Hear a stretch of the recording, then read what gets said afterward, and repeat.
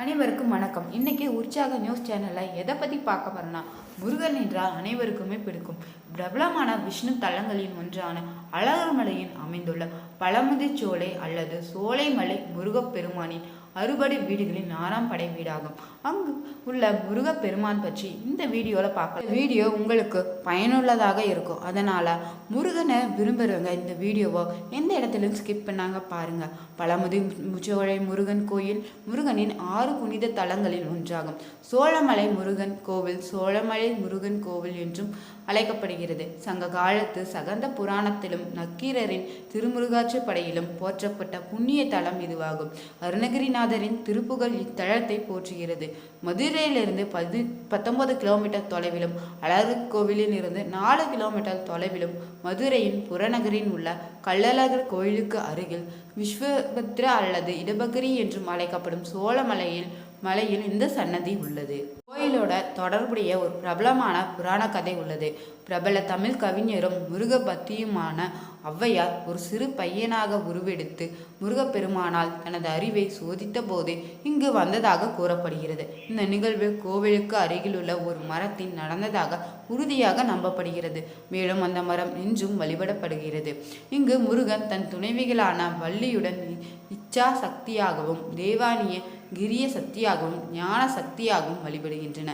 ஒற்றை முகம் மற்றும் 4 கைகளுடன் நின்ற கோலத்தில் உள்ள இறைவனின் சிலை அவரது துணைவிகளின் சிலைகளுக்கு இடையில் வைக்கப்பட்டுள்ளது. கல்லாலான இறைவனின் வேல் சிறப்பு வாய்ந்தது மற்றும் பக்தர்களால் மிகுந்த வழிபாட்டுடன் வழிபடப்படுகிறது. மலையின் உச்சியில் ராக்காயி அம்மன் கோயில் கொண்ட நுபுர கங்கை என்றழைக்கப்படும் இயற்கை நீரூற்று அமைந்துள்ளது. விஷ்ணுவின் கணுக்கால் உருவானதாக கூறப்படும் இந்த சிறிய புனிதமான நீரூற்றின் கோயிலுக்கு பக்தர்கள் நீராடுகின்றனர். இத்தலம் வழிபாடும் பக்தர்களுக்கு செல்வமும் ஆரோக்கியமும் பெருகும் என்பது நம்பிக்கை. கோயிலுக்கு அருகில் சிலம்பர் ஆறு ஓடுகிறது. சோலை முருகன் கோயிலின் மூலவர் சுப்பிரமணிய சுவாமி தலவிருச்சம் நாவல் மரம் தீர்த்தமது நுபுர கங்கை.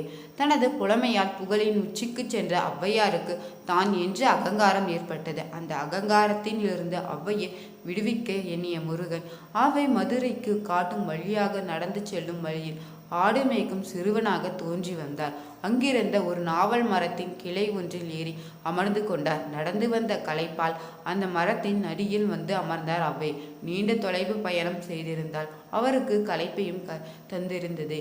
வயிறு பசிக்கவும் செய்தது. அப்போது தற்செயலாக அந்த மரக்கிளையின் ஆடு மேய்க்கும் சிறுவன் ஒருவன் அமர்ந்திருப்பதை கண்டார். அந்த மரத்தில் நிறைய நாவல் பழங்கள் இருப்பதையும் பார்த்தார். உடனே அந்த சிறுவனிடம், குழந்தாய், எனக்கு பசிக்கிறது, சிறிது நாவல் பழங்களை பறித்து தர முடியுமா என்று கேட்டார். அதற்கு சிறுவனாக இருந்த முருகப்பெருமான், சுட்ட பழம் வேண்டுமா சுடாத பழம் வேண்டுமா என்று கேட்டார்.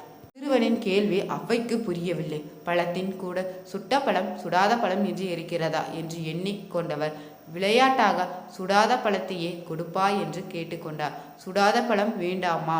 சரி, உழுக்கி விடுகிறேன், சுடாத பழமா பார்த்து எடுத்துக்கோ என்று கூறி நாவல் மரத்தின் கிளை ஒன்றை சிறுவனாகிய முருகப்பெருமான் உழுப்ப நாவல் பழங்கள் அதில் இருந்து கீழே உதிர்ந்து விழுந்தன. அந்த பழங்களை பொறுக்கிய ஔவை அந்த பழத்தின் மணல் ஒட்டி இருந்ததால் அவற்றை நீக்கும் பொருட்டு வாயால் ஊதினார். இதை பார்த்து கொண்டிருந்த சிறுவனாகிய முருகப்பெருமான், என்ன பாட்டி, பழம் சுடுகிறதா என்று கேட்டார். சிறுவனின் அந்த ஒரு கேள்வியிலேயே ஔவையின் அகங்காரம் பறந்து போனது. தன்னையே சிந்திக்க வைத்த அந்த சிறுவனின் நிச்சயம் மானுடனாக இருக்க முடியாது என்று கணித்த ஔவை, குழந்தாய், நீ யாரப்பா என்று கேட்டார். மரக்கிளையில் இருந்து கீழே குதித்த சிறுவன் முருகப்பெருமான் தனது சுய உருவத்தை காண்பித்து ஔவைக்கு அருளினார். இந்த திருவிளையாடல் நடந்த நாவல் மரத்தின் கிளை மரம் இன்றும் சோலைமலை உச்சியில் காணப்படுகிறது. சோலைமலை முருகன் கோவிலுக்கு சற்று முன்னதாக இந்த மரத்தை இன்றும் நாம் பார்க்கலாம். உயிர்களின் மீது உலகப்பற்று என்னும் மணல் ஒட்டி கொண்டிருக்கிறது. அதை போக்க வெறும் கல்வியறிவு மட்டும் போதாது, இறைவனையும் அறியும் மெய்யறிவு தேவை. நாம் என்று பற்று அகன்றால் இறைவனை உணரலாம் என்று தத்துவத்தை உணர்த்துவதற்காக முருகன் நிகழ்த்திய திருவிளையாடல் தான் இது. வீடுகளின் மூலஸ்தானத்தின் சம்பதிகளுடன் முருகன் காட்சி தரும் கோவில்களின் சோலைமலை மட்டும்தான். கந்தசஷ்டி விழாவின் தொடர்ச்சியாக இங்கு திருக்கல்யாணமும் முருகன் ஔவையாரிடம் சுட்ட பழம் வேண்டுமா சுடாத பழம் வேண்டுமா என கேட்ட திருவிளையாடலும் நடத்தப்படும். சாதாரணமாக நாவல் மரத்தின் அடி ஆவணி மாதங்களில் தான் பழம் பழுக்கும். ஆனால் இத்தலத்தில் உள்ள நாவல் மரத்தில் சஷ்டி காலமான ஐப்பசி மாதத்தில் பழம் பழுக்கும் அதிசயம் நடக்கிறது. 1000 முதல் 2000 ஆண்டுகள் பழமையான இக்கோவிலின் ஆரம்ப காலத்தில் வேல் மட்டுமே இருந்தது. பிற்காலத்தின் வள்ளி தெய்வானையுடன் ஞானதியான ஆதிவேலுடன் ஒரே பீடத்தின் முருகன் நின்ற கோலத்தின் அருப்பாலிக்கும் சிலை அமைக்கப்பட்டது. முருகனுக்கு வலப்புறம் வித்தாக விநாயகர் சன்னதி உள்ளது. பழமுதிர்ச்சோலை முருகன் கோவிலில் இருந்து மலை மீது சிறிது தூரம் சென்றால் நுபுர கங்கை தீர்த்தம் உள்ளது. இந்த தீர்த்தத்தின் நீராடி காவல் தெய்வமான ராக்காயி அம்மனை தரிசிக்கலாம்.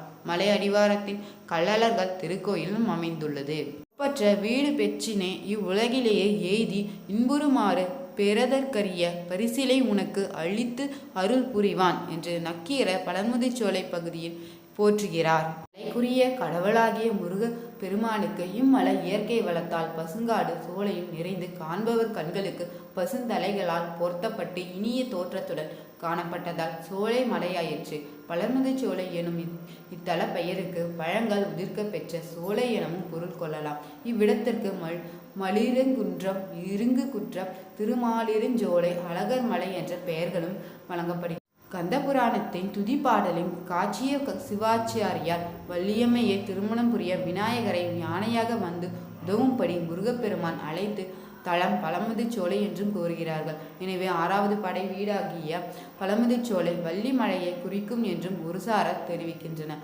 ஆனால் அருணகிரிநாதர் திருப்புகழின் வள்ளி மலையும் பழமுதிர்ச்சோலையும் தனித்தனியே பாடியிருக்கிறார். மேலும் பழமுதிர்ச்சோலையிலும் இன்றும் காணப்படுகின்ற நுபுர கங்கை எனும் சிலம்பாச்சை பழமுதிர்ச்சோலை திருப்புகழ் குறிப்பிடப்படுகிறது. அழகர் கோயிலின் அடிவாரத்தில் உள்ள சுந்தரராஜ பெருமாள் நின்ற கோலத்தின் அருள்பாலிக்கிறார். அழகர் கோயிலில் உள்ள மூலவருக்கு கள்ளழகர் என்பது திருநாமம், மலையலங்காரம் என்றும் வழங்கப்படும். இங்கே கோயில் கொண்டுள்ள பெருமாளுக்கு சனிக்கிழமைகளின் விசேஷ நாளல்ல. ஸ்ரீ முருகப்பெருமானுக்கு உகந்த வெள்ளிக்கிழமை விசேஷ நாளாகும். அன்று பூவாங்கி சாத்தப்படுகிறது. அன்று தேனும் தினைமாவும் நெய்வேத்தியமாக படைக்கப்படும். தவிர பெரும்பாலும் அர்ச்சனைகள் அரளி புஷ்பமே சாத்தப்படும். மற்ற விஷ்ணு ஆலயங்களைப் போல் பக்தர்களுக்கு துளசி விநியோகமும் கிடையாது. இக்கோயிலின் உற்சவம் ராசர்வ காலங்களில் வரும் பெரும்பாலான மக்களுக்கு அர்ச்சனை செய்பவர்களுக்கும் விபூதிதான் கொடுத்து வருகிறார்கள். துளசி எப்போதும் கொடுப்பதில்லை.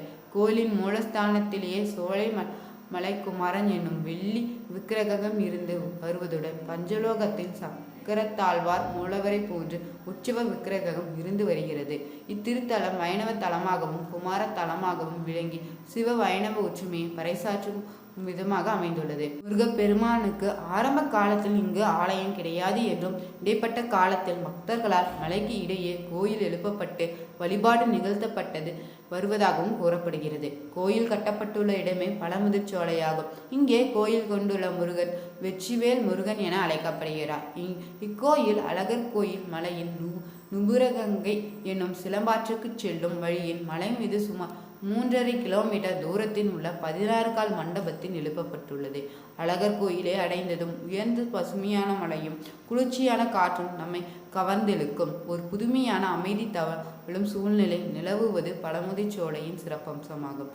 இத்திருக்கோயில் அமைக்க பெற்றுள்ள இடத்தில் படிக்கட்டுகள் சீராக இல்லாததால் நடந்து மட்டுமே செல்லத்தக்க கரடு முரடான மலைப்பாதையில் மட்டுமே சென்று முருகனை தரிசிக்க முடியும். அழகர் மலை மீதுள்ள நுபுரன் கங்கைக்கு சிலம்பாரி என்ற பெயரும் உண்டு.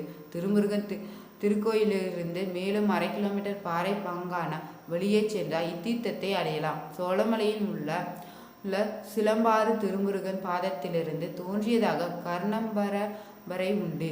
இடம்பகிரியின் முருகக் கடவுளின் பாதத்திலிருந்து ஒரு நதி உண்டாகி இருக்கிறது. அதற்கு நுபுர கங்கை என்னும் பெயர் வழங்கப்படுகிறது. இந்த தீர்த்தத்தின் இரும்பு சத்தும் தாமிர சத்தும் மிகுந்திருப்பதால் இது பல நோய்களை குணப்படுத்த வல்லதாக நம்பப்படுகிறது. கந்த சஷ்டி விழா இங்கு முக்கிய விழாவாக கொண்டாடப்படுகிறது. அது மட்டுமல்லாமல் முருகனுக்குரிய தைப்பூசம், வைகாசி விசாகம், கிருத்திகை ஆகிய நாட்களிலும் சிறப்பு பூஜைகளும் அபிஷேகங்களும் நடைபெறும். பழமுதிர்ச்சோலை முருகப்பெருமானை நாமும் வணங்கி நலம் பெறுவோம்.